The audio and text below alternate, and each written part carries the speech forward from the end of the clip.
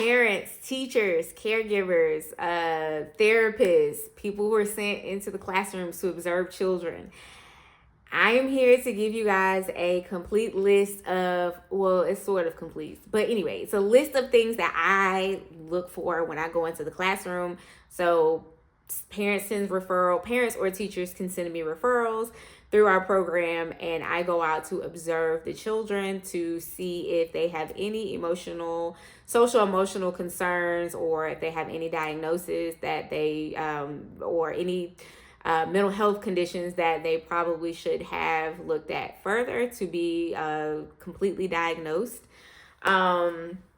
And so, which I am a licensed clinical social worker, so I've worked in the classroom for many years, but just recently decided to become a licensed clinical social worker. So I have a lot of experience, and I am gonna tell you guys, this list is a long list, and there are more things that we look for, but these are the most important things that I could think of off the top of my head that I look for when I'm observing in the classroom. All right, so let's get into it.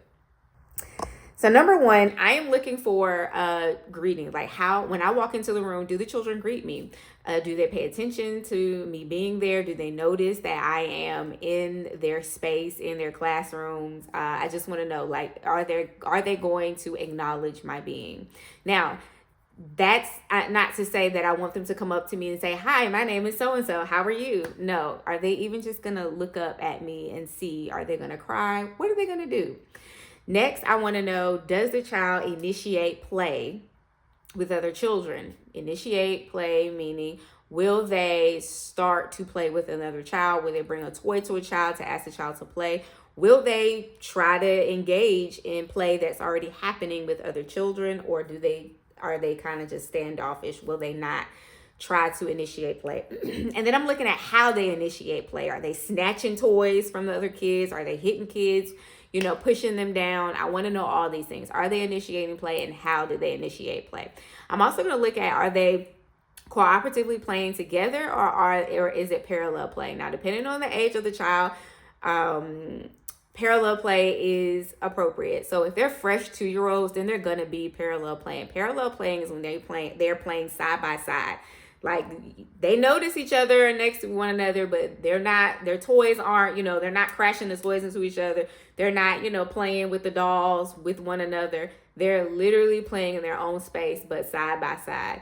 And as the 2-year-old gets a little bit older, if you will, like if they're older too, they'll begin to initiate play, or they'll begin to play with other children, like together with other kids. So I'm watching to see, depending upon their age, is parallel play still appropriate for them, or are they, able to play with other children, or if they even tolerate other kids in their space.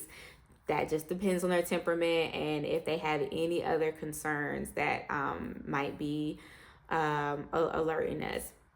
I look at how does the child respond when their name is called? Now, not by me as a stranger, but I do still call their names because I want to know, are they going to be super friendly still, even though they don't know me? Because at a certain age, that is appropriate for them to be like, oh, hi, whatever, I'm so-and-so. But do they respond to their teacher or a familiar adult when their name is called?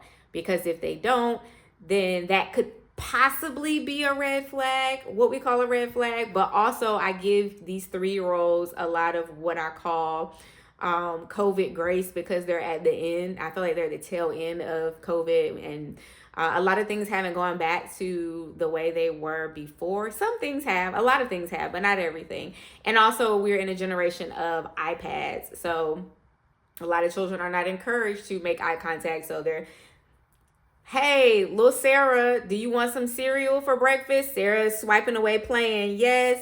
So it's like not really encouraged to say, yes, I would like X, Y, and Z, or, it's not a big deal for some people. So I don't immediately write that off as a red flag. I look at a lot of other things that are involved as well.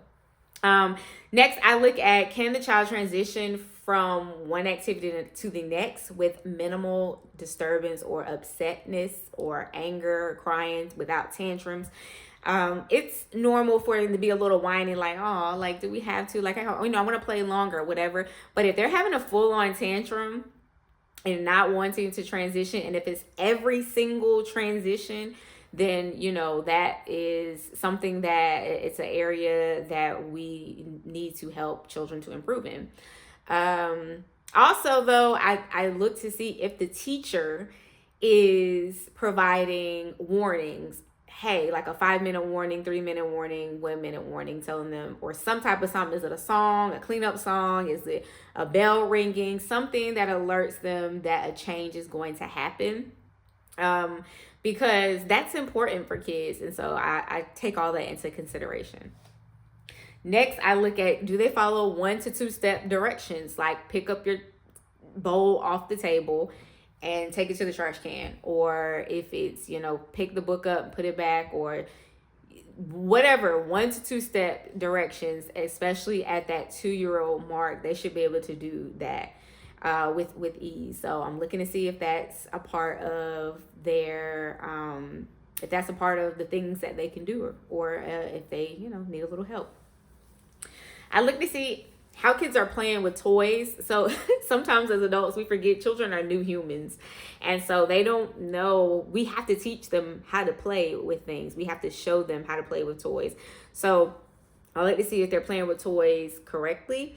And then I look to see if they're taught how to play with a toy. Will they play with the toy that way, or will they continue to just want to play with it on the way spinning, basically? So if there's a car, is the child rolling the car on the floor, the toy on the floor? Or is that child just wanting to spin it, or wanting to spin the wheels on that car and just like staring at it? Because then that kind of makes me want to look at some other areas or some other things that the child is doing. I'm looking to see if there's any repetitive behavior such as that, as, spinning the wheels on the car, or if they're only wanting to, spin a book or whatever it is. I'm listening to hear, are any repetitive sounds that they're making, like maybe clicking noises, or if they have like a little, some type of something that's just repetitive. So it's a lot of it is me kind of just staring at the kid and watching their behaviors and how they do things. Are they, spinning themselves in circles? Are they like staring off only into the light? Do they only want a certain color of things? So I'm really, really focusing in on the child's behavior and the things that they prefer to do. I'm looking at the time it takes for them to calm down. So if it takes a really long time for them to calm down, then I put it as a star, as something I need to kind of be on the lookout for, because it might just mean that they need my help with some tools to help them calm down, some coping mechanisms, something for co-regulation, because at that age, self-regulation is not at the top of their list right away to know. They should be in the stage of co-regulating. So I'm looking at, maybe they need some help. I'm helping to find the teacher or the caregiver some tools that will help them co-regulate, so that eventually the child can self-regulate. I am looking also at empathy for others. Does the child recognize when another person is sad or hurt or in distress? Like, do they even acknowledge it? Sometimes children will come over to you and, pat you on the shoulder, or, they'll come and look to see, like, what's going on over there? Like, are you hurt? Are you, you just need a little assistance getting up? Or are they just totally ignoring everything that's happening and just kind of in their own world, like others don't exist? I'm looking at to see if they notice that other people do exist, because I have had clients or kids who literally, it's like they're in their own little world. Nothing around them phases them. It's like the other humans are not there, and they're walking and, pushing people, walking on top of them. So I want to know, like, do they recognize or realize that others exist and other people have emotions and feelings? I'm looking at, can they label some emotions? At that age, they're not going to know a full range of emotions, but do they at least understand sad, angry, or mad, or happy? Do they recognize at least 4 good, strong emotions? And that's not like a red flag thing or anything like that. That's just me wanting to know, do they at least know some type of emotions? And if they're in a child care center, especially an early Head Start center, then they absolutely should know, because you guys should be constantly talking about feelings and emotions. So do they make their needs known? So will they say, I need to go to the bathroom, or show you, or, you know, some type of something to help you know that they need something, like to go to the restroom, or if they're hungry or thirsty, or if they need a hug. And then I look to see if they will go to a familiar adult if they're upset, or seek some type of comfort from a familiar adult, or will they just choose to be, you know, on their own in a corner by themselves. So that these things are important too, because that's a part of social emotional development, is being able to have a bond with the caregiver, whether it's the teacher or the parent or both. Have some type of bond that they can go to them when they're upset. So these are the things that I look for. It's a long list, but it's not an exhaustive list. There are absolutely more things that we look for when we go into the classroom, but these are the major things. So if you're a parent or a caregiver who work with children around 2-3 age range, one of the most important things you can do is read to them and talk about emotions consistently. Read, talk about emotions and routines. I preach this all the time. Routines. Create a routine that is sustainable for you and your child.